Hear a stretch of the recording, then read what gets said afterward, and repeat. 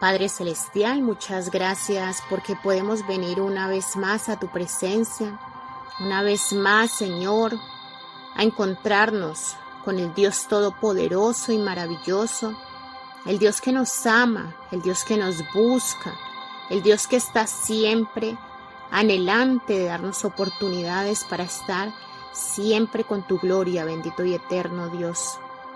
Gracias, amadísimo Señor, por hablarnos, por instruirnos, por educarnos, por redarguir nuestro corazón, por darnos, Señor, las bases que necesitamos para estar cada día más, Señor, en santidad, esperando el día de tu regreso, esperando, Señor, que encuentres a tu novia vestida de manera acorde, bendito Jesús.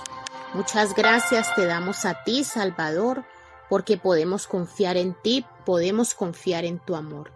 En el nombre del Padre, del Hijo y con la unción del Espíritu Santo, guíanos en este estudio, Señor, que tú nos das. Ilumínanos, abre nuestro entendimiento, permítenos, Señor, conocerte cada vez más y sobre todo anhelar vivir en santidad, Señor, vivir conforme a tu santa y bendita voluntad en medio de nuestra vida matrimonial. Amén. Bueno, mujeres de Dios, vamos a continuar con el estudio bíblico que tenemos acerca de las bases para un matrimonio bíblico.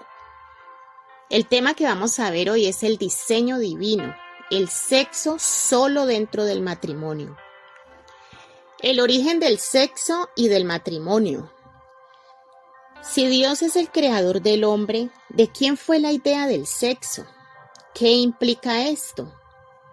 Después de crear al varón y a la mujer con sus diferencias sexuales y hablar de fructificar y multiplicarse, en Génesis 1 vemos del 27 al 28, creó pues Dios al hombre a imagen suya, a imagen de Dios lo creó, varón y hembra los creó. Y los bendijo Dios y les dijo, sed fecundos y multiplicaos, y llenad la tierra y sojuzgadla, ejerced dominio sobre los peces del mar, sobre las aves del cielo y sobre todo ser viviente que se mueve sobre la tierra.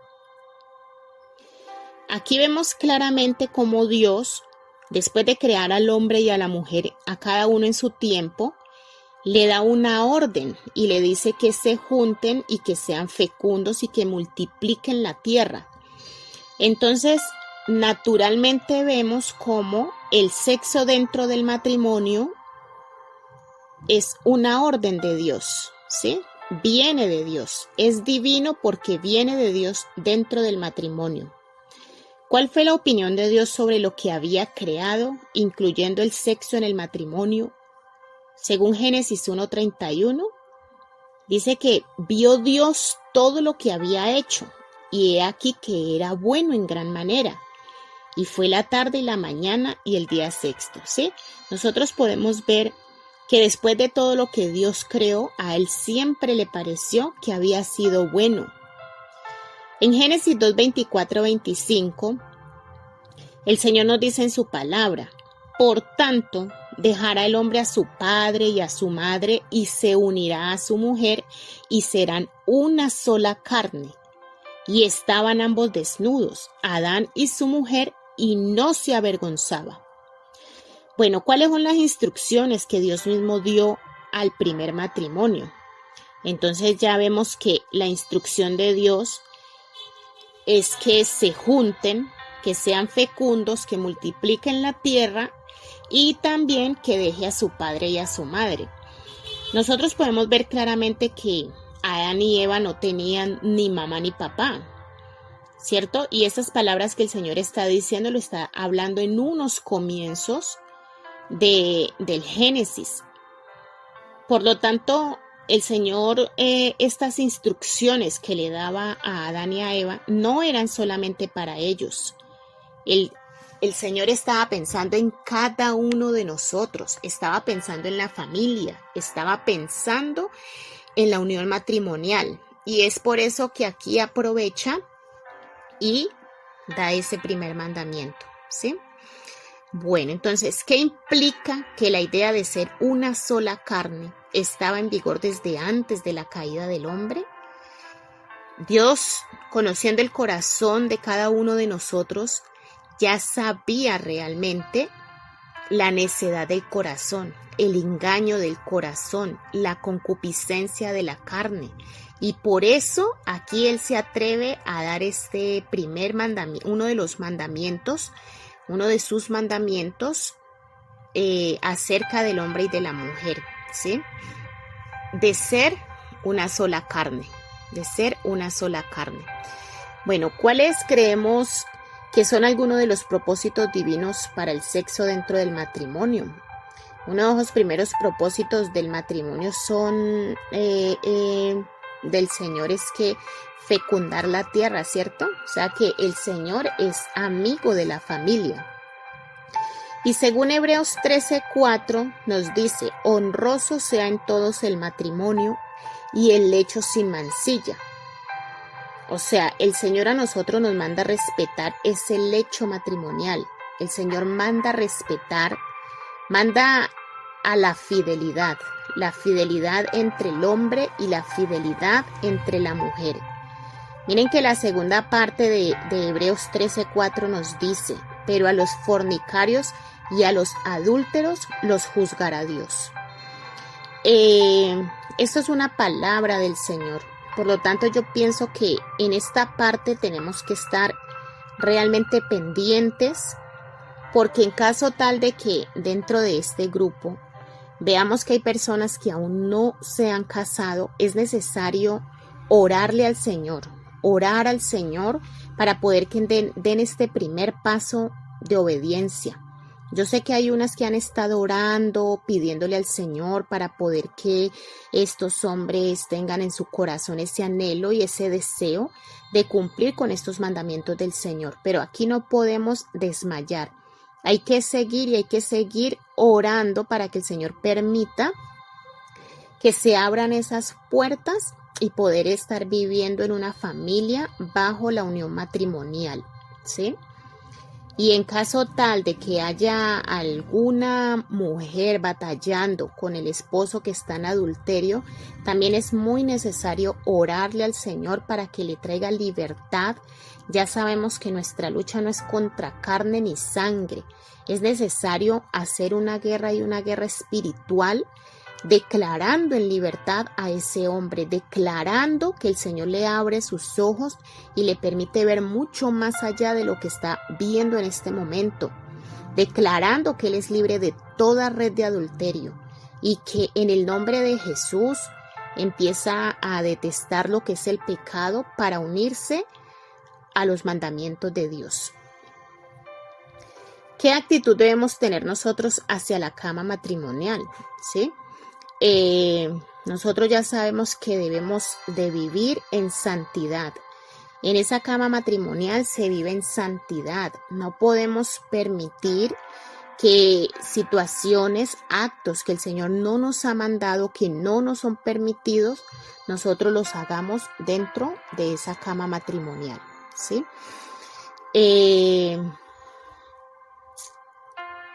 Hay diferencia entre la fornicación y el adulterio. Quisiera como explicar esta parte. Ya sabemos que la fornicación es cuando se está viviendo sin casarse. Se está viviendo dentro de un hogar sin casarse, está ya la pareja constituida con sus hijos o así no haya hijos. Pero si se está sin casarse es un acto de fornicación. El acto de adulterio es cuando ya se está casado y una de las dos personas tiene una relación extra, una relación sentimental extra. Esa es la diferencia entre fornicación y adulterio. Nosotros en Proverbios 5, 18, 19 dice la palabra de Dios: sea bendito tu manantial y alégrate con la mujer de tu juventud. Como sierva amada y graciosa Gacela, sus caricias te satisfagan en todo tiempo, y en su amor recréate siempre.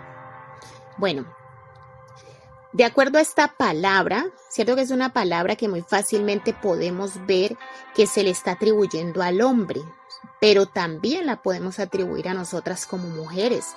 Tenemos que gozarnos con el hombre de nuestra juventud, recrearnos en él, sentir felicidad de saber que tenemos a un esposo, que tenemos a una pareja a nuestro lado y que tenemos un hogar constituido. Entonces es necesario que de parte nuestra podamos valorar a esa persona que tenemos ahí a nuestro lado. Pero si la otra persona no lo está haciendo, allí también tenemos que continuar en una oración, declarando esta palabra. O sea, toda la oración que nosotros debemos hacer para que estos hombres estén siempre sumergidos bajo la palabra de Dios es declarándola. De manera que cuando nosotros oremos, empecemos a declarar: Señor, yo declaro que mi esposo, que mi pareja es bendito, que se alegra con la mujer de su juventud, que soy yo, ¿sí? Me ama, se siente feliz de estar a mi lado. Empecemos a declarar la palabra del Señor. ¿Cuál debe ser la actitud de una persona casada hacia los placeres sexuales dentro del matrimonio? Eclesiastés 9:9 nos dice: goza de la vida con la mujer que amas, todos los días de la vida de tu vanidad que te son dados debajo del sol, todos los días de tu vanidad, porque esta es tu parte en la vida y en tu trabajo con que te afanas debajo del sol. Imagínense que la palabra de Dios en Eclesiastés 9:9 le está hablando a ese hombre, y también atribuyámoslo a nosotros, de que debemos gozarnos, debemos deleitarnos con nuestra pareja, debemos sentir que es la vida, mire, es parte en la vida nuestra, es como la retribución a todos los afanes que tenemos durante el día. Es esa pareja, es esa persona que está a nuestro lado, recrearnos en ella, ¿sí? En Proverbios 5:15-17 dice la palabra de Dios: bebe el agua de tu misma cisterna, ¿sí? ¿Qué quiere decir? O sea, nuestro esposo debe ser, y nosotros para ellos debemos de ser esa agua que refresque nuestra sed. No debemos de ir a buscar en ninguna otra parte nadie que nos sacie. No debemos de estar pendientes ni del vecino, ni de pronto de la persona con la que trabajamos. No podemos estar buscando en otros lados lo que podemos buscar en nuestro propio esposo. La palabra de Dios nos dice a nosotros que en Proverbios 5:15-17, en el 17, versículo 17, dice: sean para ti solo y no para los extraños contigo. O sea, solamente debe ser para nosotros. La intimidad sexual debe de ser solamente entre la pareja. Nosotros no podemos, como lo dice el versículo 16, se derramarán tus fuentes por las calles y tus corrientes de aguas por las plazas. No podemos estar buscando a otra persona que pueda venir a saciarnos a nosotros. Y debe de ser para nosotros esa persona exclusiva. Yo pienso que también esta palabra nos habla, debe de ser muy explícita en nosotros acerca de esa intimidad entre el hombre y la mujer, es entre el hombre y la mujer. Es necesario pues crear tal confianza de manera que se pueda dialogar con la otra persona acerca de las cosas que no les gusta, las que les gusta. Pedirle al Espíritu Santo que les ilumine, como lo dice la santa y bendita palabra del Señor. Todo me es permitido, pero no todo me es lícito, no todo me conviene. Todo me es lícito, pero no todo me conviene, ¿sí? Entonces es necesario que entre parejas también se pueda dialogar acerca de la intimidad matrimonial. La palabra de Dios nos dice en 1 Corintios 7:1-5: en cuanto a las cosas que me escribisteis, bueno le sería al hombre no tocar mujer, pero a causa de las fornicaciones, cada uno tenga su propia mujer y cada uno tenga su propio marido. El marido cumpla con la mujer el deber conyugal, asimismo la mujer con el marido. La mujer no tiene potestad sobre su propio cuerpo, sino el marido, ni tampoco tiene el marido potestad sobre su propio cuerpo, sino la mujer. No os neguéis el uno al otro, a no ser por algún tiempo de mutuo consentimiento para ocuparos sosegadamente en la oración, y volved a juntaros en uno para que no os tiente Satanás a causa de vuestra incontinencia. Bueno, esta palabra realmente es muy clara, es demasiado clara la palabra en cuanto a tener una sola mujer, en cuanto a tener a un solo hombre. La palabra aquí no nos está hablando como lo permitían en el Antiguo Testamento, pero ya sabemos que Jesús vino a cambiar todas esas leyes que anteriormente se podían consentir. Entonces, también nos está hablando acerca de la intimidad, ¿cierto? A veces, de pronto por enojos, a veces por situaciones difíciles durante el día, digamos también por el ocupamiento del tiempo, porque hay diversidad, digamos así, en el horario entre las parejas, que muy probablemente no se vean por el cambio de horarios, pero es necesario tratar de que todas estas necesidades sexuales se satisfagan dentro del matrimonio, para que de esta manera, como lo dice la última parte en el versículo 5, Satanás no los tiente, no nos tiente Satanás, ni presentándole a aquel hombre a otra mujer está cancelado en el nombre de Jesús, ni a nosotras como mujeres algún hombre que pueda ser tentador. Cancelamos todo esto en el nombre de Jesús. Pero también la sabiduría que Dios nos ha dado a nosotras como mujeres debe llevarnos a estar también íntimamente unidos a estos hombres para que no haya ningún lugar a que aparezca alguien más y que de pronto, como lo dice aquí la palabra del Señor, no haya ningún equilibrio para poder resistir estas tentaciones, ¿sí? Entonces no podemos permitir darle el tiempo al tiempo y descuidar esta parte sentimental de nuestro matrimonio. Siempre es necesario estar unido a nuestra pareja a nivel sexual, porque todo eso también une, ¿sí? También son uno de los propósitos de Dios al crear el sexo, y es que haya una unidad, haya un complemento, haya felicidad también en esos momentos. Bueno, entonces, la necesidad de evitar los pecados sexuales. Entonces, en Gálatas 5:19 nos dice la palabra del Señor: y manifiestas son las obras de la carne, que son adulterio, fornicación, inmundicia, lascivia. Entonces, aquí vuelve y nos toca otra vez el tema del adulterio, de la fornicación, de la inmundicia, que son obras de la carne.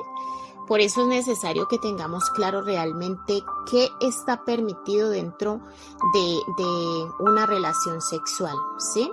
Nosotros sabemos, por ejemplo, lo que es la relación sentimental a nivel oral no está permitido, ¿sí?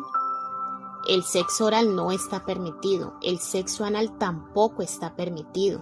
Por eso es necesario que en caso tal de que se esté practicando todo esto, nosotras que somos mujeres de Dios y que queremos agradar a nuestro Dios, oremos para que el Señor coloque también en el corazón de aquel hombre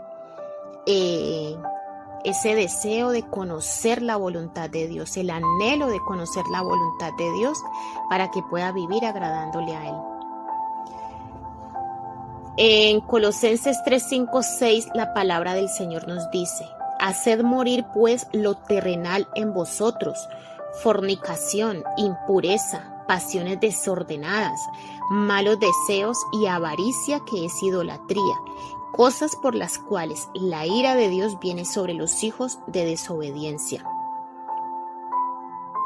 En cuanto a evitar tales pecados, ¿cómo responderías a una persona que te dice que tales mandamientos son solamente para restringir nuestra libertad y diversión? ¿Cómo hacemos nosotros para entender? Porque puede ser que de pronto haya deleite, ¿cierto?, en algunos actos sexuales, pero cuando nosotros conocemos la voluntad de Dios, cuando nosotros tenemos en nuestro deseo agradar a Dios, todas estas cosas tienen que empezar a ser repugnantes para nuestra vida. Yo no quiero que se vayan a confundir, no quiero que vayan a empezar quizás a desesperarse en caso tal de que hayan pasiones vergonzosas, como lo dice aquí, desordenadas, pasiones desordenadas, impureza, sino que la oración sea la que nos vaya acompañando. Una oración donde nosotros le digamos: Señor, cada vez que me vaya a unir a mi esposo, quiero que nos ayudes a tener esos actos sexuales en santidad también, que nos unamos también para glorificar tu nombre. Bueno, y las oraciones que el Señor coloque en cada uno de nuestros pensamientos, y sobre todo decirle: Señor, que tengamos ese deseo de agradarte, de no hacer cosas vergonzosas, de no manchar nuestro vestido, de no permitir que impurezas vengan a nuestras vidas. Pero no quiero que todo esto vaya a ser para generar un desorden o un pleito, sino para que como mujeres sabias le digamos: Dios mío, ¿cómo puedo manejar esta situación? ¿Cómo puedo agradarte sin hacer sentir mal a mi esposo? ¿Cómo puedo yo hacerle conocer a él acerca de las prácticas sexuales para poder vivir en santidad? Bueno, entonces, ¿qué enseña Cristo sobre la importancia de evitar actitudes malas en cuanto a relaciones sexuales fuera del matrimonio? En Mateo 5:27 nos dice: oíste que fue dicho, no cometerás adulterio. Por tanto, si tu ojo derecho te es ocasión de caer, sácalo y échalo de ti, pues mejor te es que se pierda uno de tus miembros y no que todo tu cuerpo sea echado al infierno. Y si tu mano derecha te es ocasión de caer, córtala y échala de ti, pues mejor te es que se pierda uno de tus miembros y no que todo tu cuerpo sea echado al infierno. Bueno, aquí realmente la palabra del Señor no nos habla de hacer literalmente el sacarnos los ojos o quitarnos una mano si estamos cometiendo pecado. Aquí nos está hablando es del pecado.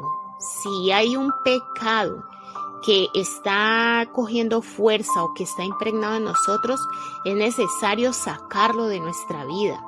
Si como mujeres estamos siendo tentadas, estamos mirando a algún hombre con deseos, con anhelos, es mejor decirle al Señor que nos ayude. ¿Y cómo sería, por ejemplo, cortar eso de allí?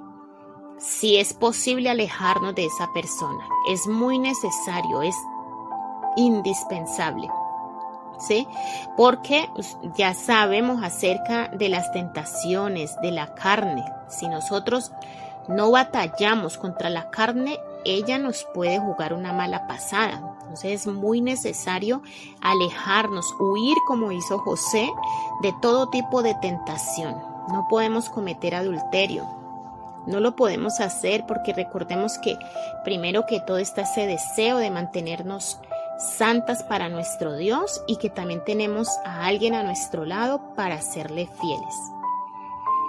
Job dice en Job 31:4 dijo él: hice pacto con mis ojos. Él había prometido a no mirar a nadie. ¿Cómo pues habría yo de mirar a una virgen? ¿Sí? Y él decía, porque ¿qué galardón me daría de arriba a Dios? ¿Y qué heredad del Omnipotente desde las alturas? Entonces, mire que Job tenía muy presente que ese pacto era sobre todo con Dios. Ese pacto era sobre todo con nuestro amado Dios. Es el primer pacto que nosotros debemos hacer. Primero la fidelidad hacia Dios. Bueno, entonces recordemos que de igual forma nosotros como personas hemos cometido fallas, hemos cometido pecados. Si de pronto le estamos dando rienda suelta a nuestro corazón para estar apegado a un hombre que no sea nuestro esposo, si vemos que nuestro esposo ha estado frecuentando otras mujeres o si tienen a otras mujeres, es necesario que nosotros pidamos perdón por nosotras y que también le pidamos perdón a Dios y misericordia por nuestra pareja, ¿sí?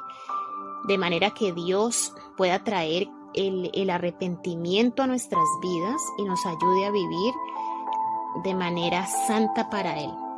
¿Cuál es la actitud de Dios hacia nuestras fallas? El Salmo 103, del 8 al 11 nos dice: misericordioso y clemente es Dios, lento para la ira y grande en misericordia. No contenderá para siempre, ni para siempre guardará el enojo. No ha hecho con nosotros conforme a nuestras iniquidades, ni nos ha pagado conforme a nuestros pecados. Porque como la altura de los cielos sobre la tierra, engrandeció su misericordia sobre los que le temen. Entonces, si nosotros hemos pecado en nuestra vida sexual, nuestra actitud debe de ser una actitud de arrepentimiento, de declararle al Señor nuestro pecado y confesar, como lo dice el Salmos 32:5, mi pecado te declaré y no encubrí mi iniquidad. Dije, confesaré mis transgresiones al Señor y tú perdonaste la maldad de mi pecado. Si decidimos que no tenemos pecado, nos engañamos a nosotros mismos y la verdad no está en nosotros. Entonces, es necesario de verdad que al recibir el perdón de Dios, nuestra conducta ya sea una conducta diferente a la que hemos estado viviendo. Si hemos estado pecando con nuestro esposo, al rechazarlo íntimamente, al permanecer enojados con ellos, al tener orgullo en el corazón, dolor, resentimiento, es necesario ir a la presencia de Dios, buscar su rostro, decirle: Dios, perdóname porque sé que he fallado, sé que yo he pecado, sé, Señor, que no he sido una mujer sabia, no he valorado a mi esposo, sé también, Señor, que muchos de los problemas que quizás tenemos ha sido también, Señor, por mi mala conducta, por no permitir por permitir que el orgullo, que el enojo haya cobrado terreno en mi vida, porque sé que tú me has hablado, pero he obviado tus palabras, no te he escuchado, Señor, para sanarme. Pero de todas maneras sabemos que tenemos a un Dios grande, que Él es bueno, que Él es santo. En esto sabemos que nosotros le conocemos y guardamos sus mandamientos. El que dice yo le conozco y no guarda sus mandamientos, el tal es mentiroso, lo dice la palabra de Dios, y la verdad no está en él. Pero el que guarda su palabra, está verdaderamente el amor de Dios, se ha perfeccionado en él. Por esto sabemos que estamos en Dios. El que dice que permanece en Él debe andar como Él anduvo. Nosotros, si amamos a Dios, debemos amar a nuestro prójimo. Y para amar a nuestro prójimo, que también es nuestro esposo, debemos de pedirle a Dios que venga a nuestras vidas, que nos sane a nosotros de todas esas heridas pasadas, que sane nuestros corazones de todo lo que nosotros vivimos de niñas, que en muchas ocasiones, o de jóvenes, que en muchas ocasiones ha marcado la vida. De pronto, al tener otra pareja, al haber tenido un noviazgo donde hubo maltrato, donde hubo daño, donde en ese noviazgo fracasó también, si de pronto se ha tenido otra pareja en el hogar, se ha tenido otra persona con la cual se ha estado conviviendo, pero tampoco, con la cual se convivió, pero que tampoco, se fracasó en esa relación, es necesario decirle al Señor que sane nuestros corazones de todo eso, incluso que nos sane a nosotros de todo lo que vimos en nuestros padres, porque todo eso también ha marcado nuestras vidas. Así quizá nosotros no lo veamos claramente, Son situaciones que han traído a nuestra vida temor, ha traído a nuestra vida marcas que nos permiten a nosotros o nos impiden a nosotros vivir libremente dentro de nuestro matrimonio. Entonces, bueno, haciendo un resumen acerca de esto, recordemos que aquellas mujeres que están viviendo sin casarse, vamos a estar orando para poder que el Señor coloque en el corazón de aquel hombre ese sentir de unirse en matrimonio, ¿sí? Porque esto es una prueba de amor también. Esto también es una prueba donde, bueno, y quitar también el temor, porque es que a veces hay temor en que si se casan, que todo se desbarata. Hay muchos agüeros en cuanto al matrimonio. Pero nosotros vamos a orar, vamos a estar batallando para poder que todo eso sea quebrantado en el nombre de Jesús y podamos tener esa dicha y esa alegría de saber que las mujeres de Dios están viviendo como Dios lo quiere, porque ha cambiado el corazón de esos esposos para poder vivir en ese mandamiento que el Señor nos habla. Otra de las situaciones es que si esos esposos están en adulterio, vamos a estar orando, vamos a estar batallando para que el Señor ponga repudio en el nombre de Jesús hacia esas mujeres extrañas, hacia esa red, que puedan ser libres de esa red en la que han caído en el nombre de Jesús. Y oramos y batallamos para que el Señor les mande visiones, les dé sueños, para que ellos puedan apartarse del pecado y puedan ser libres en el nombre poderoso de Jesús. Y también vamos a estar orando para que el Señor nos haga puros en nuestras relaciones sexuales, para que nos dé claridad acerca de las cosas que debemos y las que no debemos hacer en nuestras relaciones sexuales. Pero también que nos dé libertad, que nos permita deleitarnos con ese hombre, que ese hombre se deleite con nosotras como mujeres, como sus esposas. Entonces, quite todos los temores, quite la vergüenza, quite los tapujos, quite los agüeros, quite todas esas cosas que son impedimento para poder tener una intimidad feliz con nuestro cónyuge. Padre, en el nombre de Jesús de Nazaret oramos para que sea tu Espíritu Santo trayendo libertad a nuestras vidas, trayendo, bendito y eterno Salvador, tus enseñanzas, la revelación de tu palabra, esos diseños, Señor, originales que tuviste, Padre, con el matrimonio, con la relación sentimental, Señor, aquellas frases, Padre, aquellos pensamientos que vienen de ti sean traídos a nuestras vidas para que podamos vivir felices, en libertad y sobre todo, Señor, viviendo en santidad para agradarte. Y oramos, Padre, en el nombre de Jesús, para que tú traigas libertad a nuestros esposos de todos esos pensamientos errados, bendito Salvador, de todas esas cadenas, Señor, en las que se encuentran, Padre. Los declaramos libres en el nombre de Jesús. Y también oramos por nosotras como mujeres, para que tú traigas a nuestra vida la libertad que necesitamos, bendito Salvador, para poder, Señor, ser libres en el nombre poderoso de Jesús. Queremos darte a ti todas las gracias, honrarte y glorificarte, porque tú eres nuestro Dios, Señor. En el nombre de Jesús, amén.